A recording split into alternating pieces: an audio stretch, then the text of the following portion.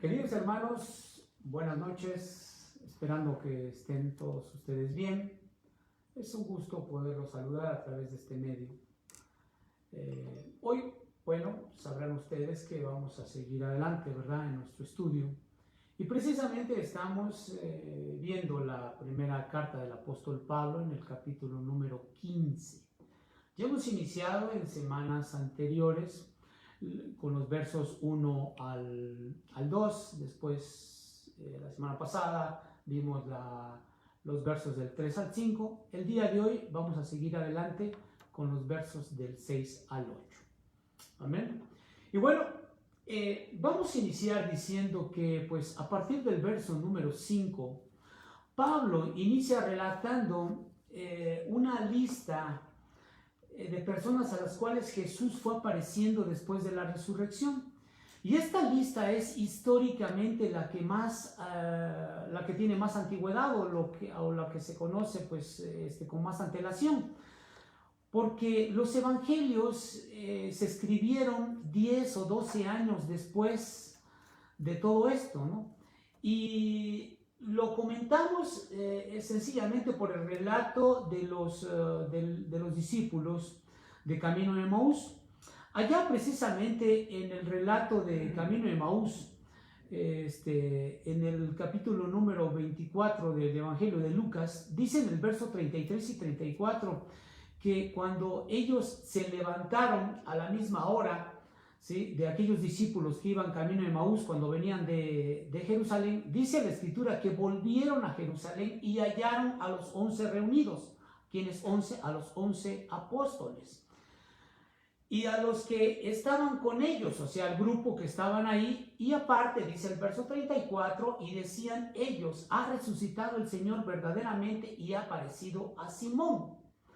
Entonces vemos que a lo largo de ese tiempo, Jesús tuvo el tiempo y sobre todo se empezó a revelar abiertamente a aquellas personas que habían sido escogidas para después mostrar la resurrección y sobre todo hablar del Evangelio de Jesucristo a todas las personas que estaban en Jerusalén y posteriormente a todo el mundo. Así que cuando leemos nosotros precisamente 1 Corintios en el capítulo 15, versos del 6 al 8, y me voy a permitir leerlo, dice así la escritura, y esto es para que podamos entrar directamente a nuestro estudio. Dice: después apareció a más de 500 hermanos a la vez, de los cuales muchos viven y otros ya duermen. Después apareció a Jacobo, después a todos los apóstoles y al último de todos, como a un abortivo, me apareció a mí. Bueno, por ello es que vamos hoy a ver nuestra tercera parte de nuestro estudio llamado el Evangelio, ¿verdad? Y esto precisamente basado en los versos 6 al 8. Ahora, aquí en este verso número 5, el cual, pues no hemos leído, pero dice ahí la escritura, y que apareció a Cefas y después a los 12. Bueno, primeramente habla de Cefas, que significa Pedro, ¿verdad? Porque consideraba el apóstol Pablo que Pedro era alguien importante que ocupaba una posición de honor en la iglesia primitiva de Jerusalén. Y esto daría autoridad y credibilidad a la resurrección de Jesucristo entre los mismos corintios. Ahora, Pablo no menciona ninguna de las mujeres que en los evangelios también se apareció mi Señor Jesús al momento de que cuando el ángel movió la piedra. Tampoco habla el apóstol Pablo de Judas, quien se suicidó con antelación de ver la resurrección de mi Señor Jesús. Como tampoco menciona a Tomás, aquel que debió de haber estado ese primer domingo de resurrección.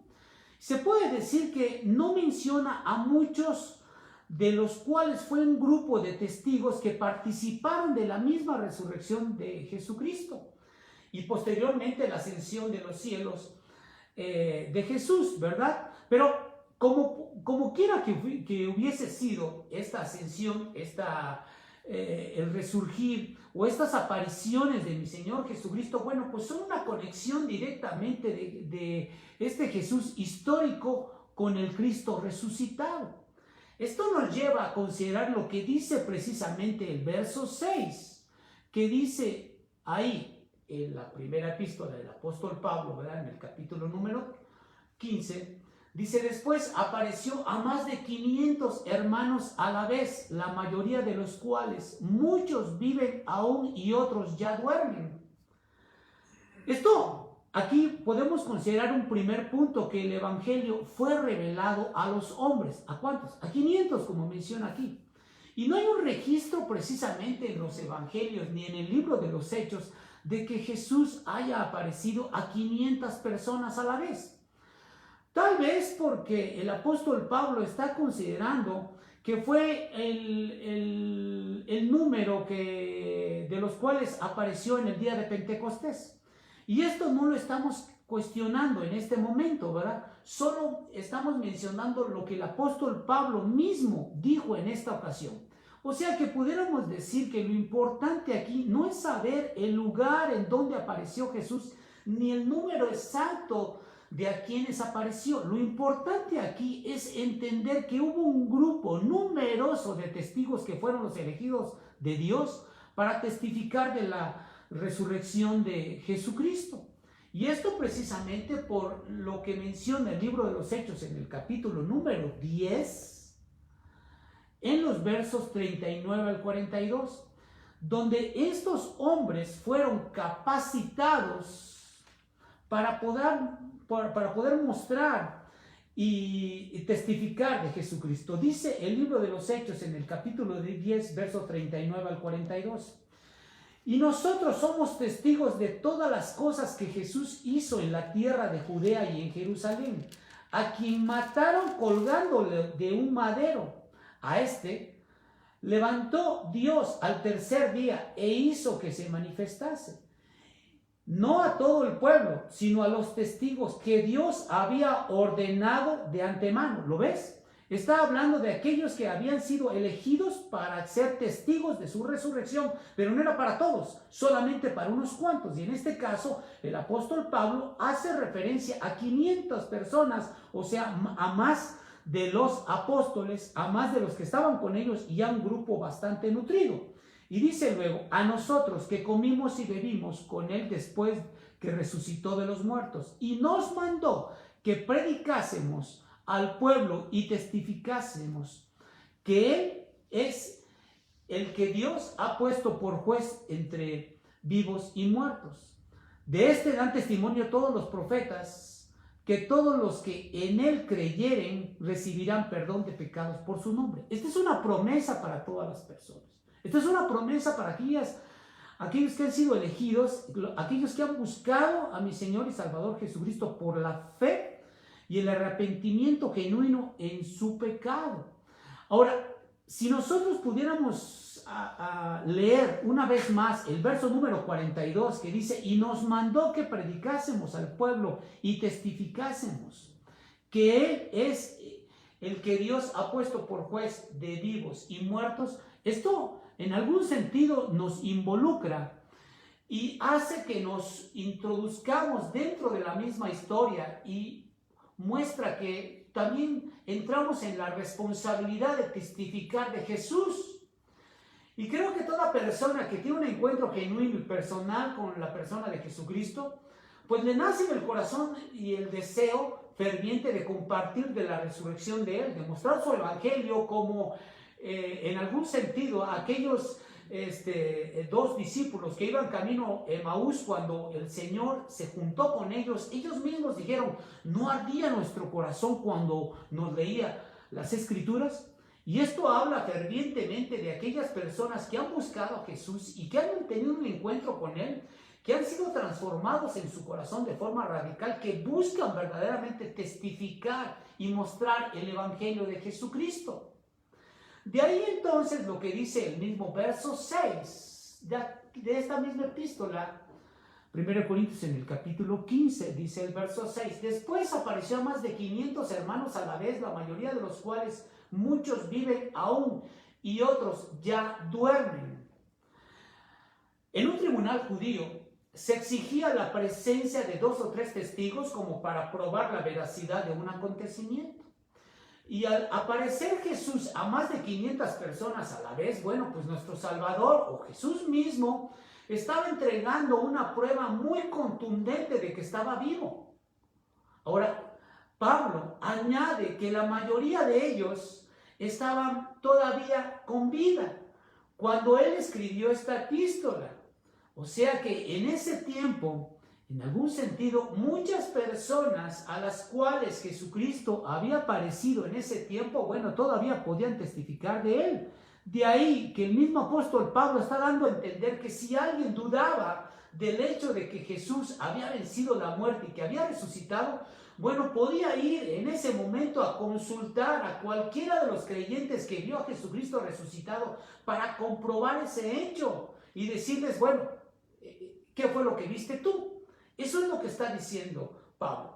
Pablo está mencionando entonces esto porque en ese tiempo, tanto él como los mismos corintios conocían a muchas personas que eran escépticos y que eran incrédulos. Y él les está diciendo, acudan por favor con los testigos que en ese momento estuvieron y que tuvieron un encuentro personal con Jesucristo para que les den su testimonio y ellos mismos les digan la verdad.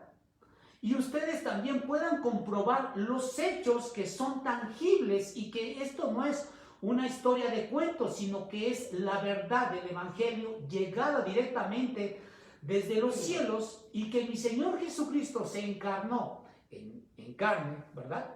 Vino y se despojó de su trono para venir a cohabitar con nosotros y mostrarnos la vida eterna a través de su testimonio y de las Escrituras, ¿verdad?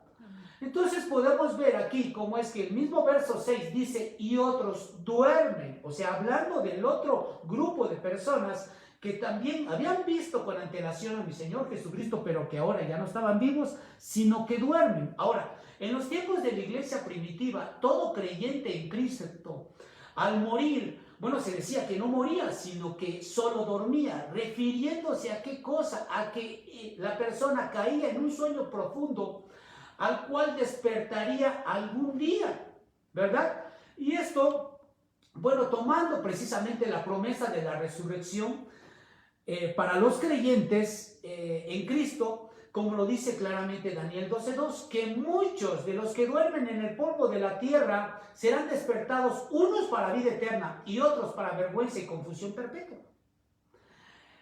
O sea, mostrando así que si bien hay un destino para los creyentes que nos lleva directamente a la salvación y conocer el reino de los cielos y vivir eternamente, para las personas que no conocen de Jesús, para las personas que rechazan el Evangelio, para las personas que le dan la espalda al Salvador de este mundo y no quieren saber nada de él, bueno, en algún sentido cuando despierten para esa vida, ¿sí?, despertarán en el mismo infierno, despertarán en una etapa condenatoria donde ya no van a tener oportunidad de arrepentirse, sino que el arrepentimiento lo pueden hacer hoy día, en este tiempo presente. De ahí la premura, la urgencia del apóstol Pablo de que el Evangelio tenía que ser predicado en todo tiempo y la urgencia que hoy puede tener cualquier creyente de que debe la gente conocer de mi Señor y Salvador Jesucristo para alcanzar la salvación. Y esto desde luego si eres una persona escogida y si también Dios ha dispuesto en tu corazón el hecho de depositar la semilla para que tú la recibas y para que tú seas salvo. Entonces esto también nos lleva a considerar que el mismo Evangelio fue revelado para los apóstoles. De ahí que el verso número 7 dice ahí, después apareció a Jacobo. Los evangelios en todo caso, bueno, registran que en el tiempo del ministerio de Jesús y 1 año y medio antes de la muerte de Jesucristo, sus hermanos no creían en él, incluyendo a Jacobo, que también era su hermano, ¿verdad? Que en este caso, pues, es Santiago, como todos tenemos la epístola de Santiago dentro de los... después de la epístola de los Hebreos dentro del mismo Nuevo Testamento, ¿verdad? Y esto, bueno, muchos de sus hermanos no creían en él, como dice claramente en el Evangelio de Juan, el capítulo 7, verso 5, porque ni aún sus hermanos creían en él. Pero inmediatamente y después de la ascensión de mi Señor Jesucristo al cielo. Bueno, sus hermanos empezaron a creer en él y estaban con los apóstoles en el aposento alto, tiempo en que vendría, ahora sí que el día de Pentecostés. Dice claramente ahí en Hechos, en el capítulo 1, versos 13 y 14, cuando todos los apóstoles estaban reunidos en el aposento alto, y dice así en el verso 13 del libro de los Hechos, capítulo 1, y entrados subieron al aposento alto donde moraban Pedro y Jacobo, Juan, Andrés, Felipe, Tomás, Bartolomé, Mateo, Jacobo, hijo de Alfeo, Simón, el celote, y Judas, hermano de Jacobo. Todos estos perseveraban unánimes en oración y ruego con las mujeres y con María, la madre de Jesús, y con sus hermanos.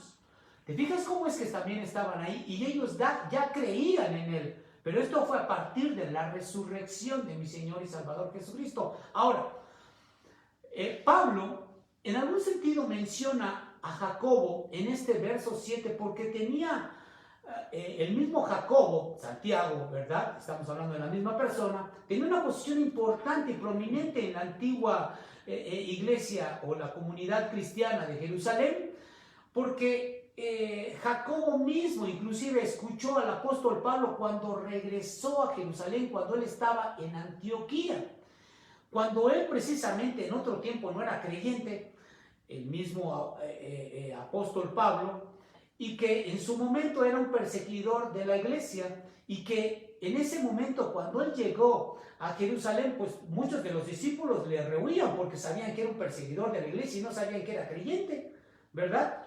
Pero el mismo Jacobo fue quien lo recibió, y en algún sentido, bueno, Jacobo formaba parte de ese grupo prominente que eran los líderes en Jerusalén. Jacobo mismo llegó a tomar el lugar de Pedro cuando éste tuvo que huir de Jerusalén después de que fue liberado precisamente de la prisión allá en Hechos, en el capítulo 12, en el verso 17, ¿verdad? Ahora, Pablo en algún sentido también consideraba a Santiago, o sea, Jacobo, a Pedro y a Juan como las columnas de la iglesia, como dice claramente en Gálatas 2, en el verso 9.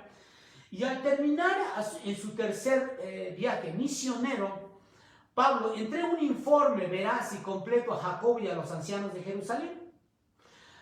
Ahora, entonces podemos concluir que Pablo menciona a Pedro, a Jacobo, ¿verdad?, en esta epístola, probablemente porque todos los creyentes de ese entonces, de todo el grupo de personas que creían en la persona de Jesucristo y que eran los que en algún sentido eran los primeros creyentes, pues entre todos, como líderes de la iglesia, los que en su momento eran muy importantes era Pedro y Jacobo. Y estos hombres darían certeza y certidumbre a todas las personas que pudieran leer esta carta. Esto habla que ellos mismos pudieran certificar como testigos de la resurrección de mi Señor y Salvador Jesucristo. Ahora, en el mismo verso 7 menciona claramente la Escritura, después apareció a todos los apóstoles. Ahora, en los evangelios, Mateo, Marcos y Lucas, la palabra apóstol se refiere a los 12, única y exclusivamente a los 12. Pero también en la iglesia de Antioquía, bueno, cuando comisiona a Pablo y a Bernabé para llevar el evangelio a los gentiles, bueno, a ellos les llamaron también apóstoles en el sentido de ser predicadores del evangelio en ese tiempo. También, bueno, el apóstol Pablo en Romanos menciona a Andrónico y a Junias, que eran muy estimados entre los apóstoles. Ahora, ¿qué sucede con esto? Para ser muy claro, un apóstol era aquel que Jesús mismo había llamado de forma personal y que fue testigo de su ministerio a lo largo de 3 años y también testigo de su resurrección, ¿verdad? Ahora, ¿qué sucede con esta situación?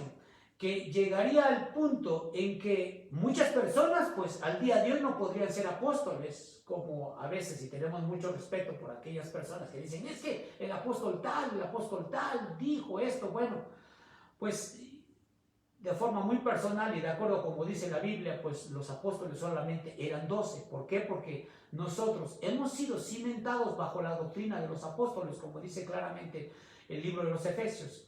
Y si hemos cimentado bajo y estamos cimentados bajo las doctrinas de los apóstoles, significa que no hay otra doctrina aparte de la doctrina de los 12 apóstoles, y que en su momento si habría otra doctrina, bueno, tendríamos que añadirle más libros directamente a la Biblia o doctrinas aparte de los escritos que ya están dentro del mismo canon, ¿verdad?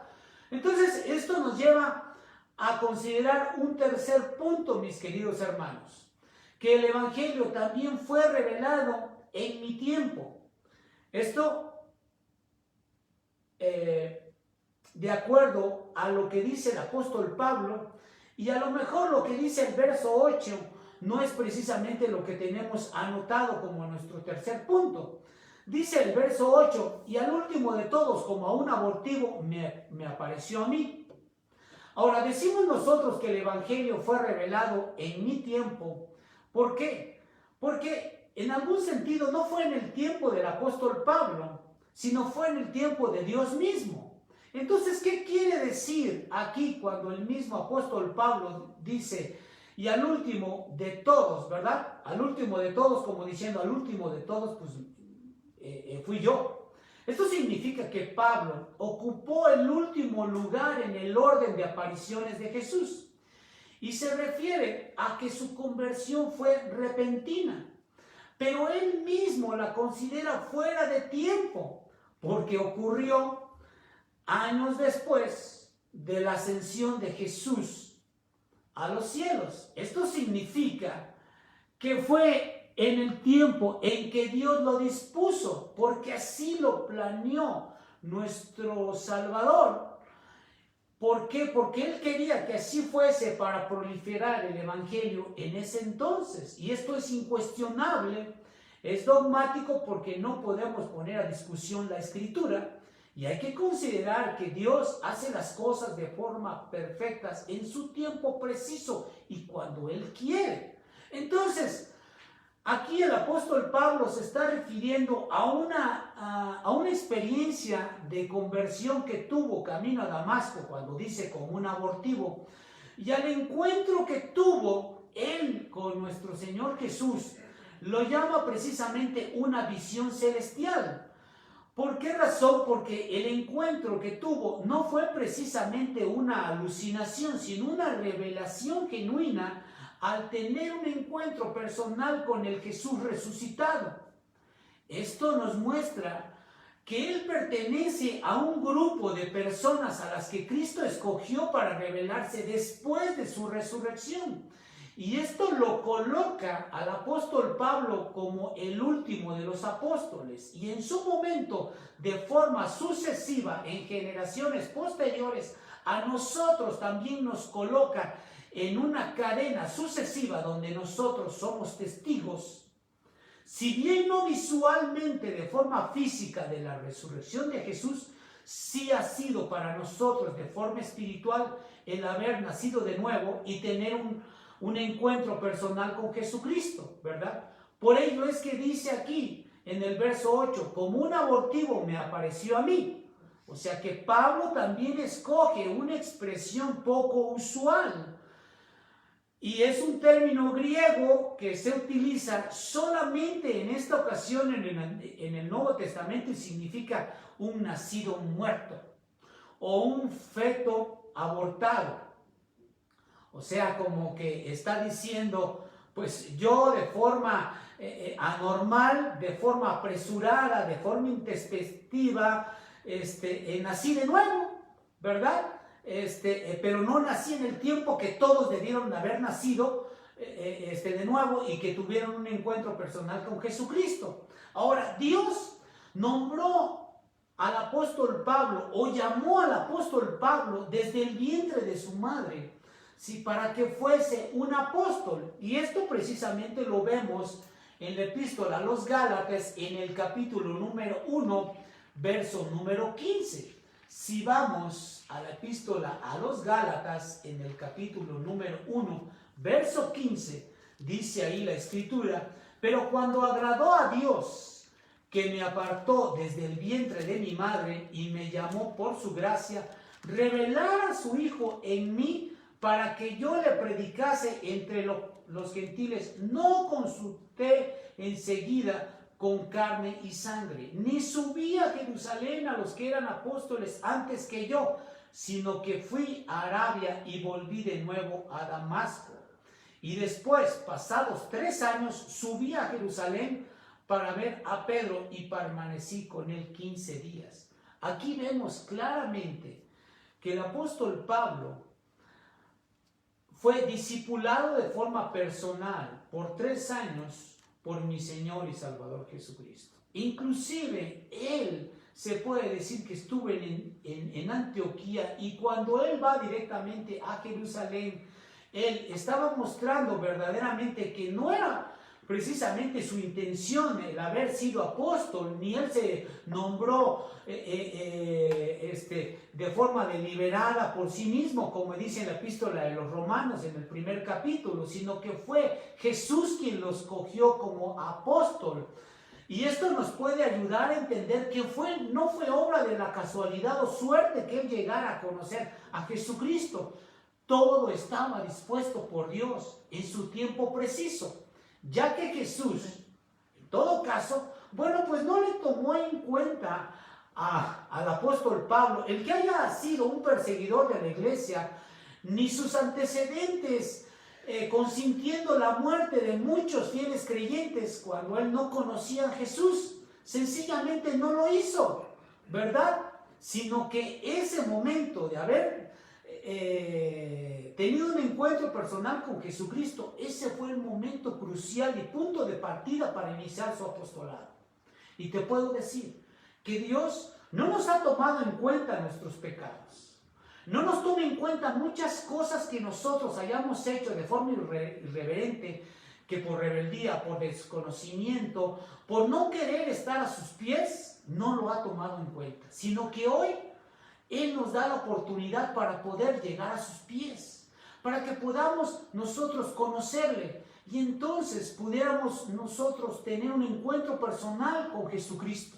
Así que pudiéramos considerar que la resurrección de mi Señor Jesucristo es un hecho incuestionable que implica que todo aquel que cree en el Señor y también de que ha sido resucitado de los muertos, bueno, pues te puedo decir que Cristo conquistó esta muerte, y no solo para sí mismo, sino que también conquistó la resurrección para todo su pueblo. Y tú estás dentro de este pueblo, por lo que todo aquel que cree en la fe de Jesús y se arrepiente de todos sus pecados puede alcanzar la salvación en la persona de Jesús.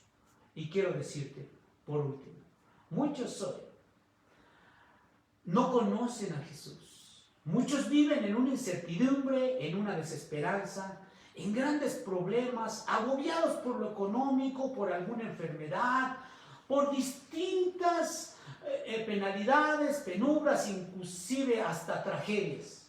Pero te puedo decir que solamente Jesús es el único que nos puede dar esperanza, certidumbre, confianza, paz y amor, y sobre todo la salvación en la persona de Jesucristo. Cuídate mucho, que Dios te bendiga, que el Señor nos guarde y que nos siga ayudando a conocerle más y mejor. Oremos. Padre, queremos agradecerte, Señor Dios, por esta magnífica oportunidad que tú nos das para poder alabarte y glorificarte, para poder estar a tus pies, para conocerte, Señor, para saber que el Evangelio llega siempre en mi tiempo, para que el Evangelio, Señor, sea proliferado, y yo soy una de las personas elegidas, por lo cual yo pongo en tus manos mi vida, rogándote para que tú vengas a mi corazón.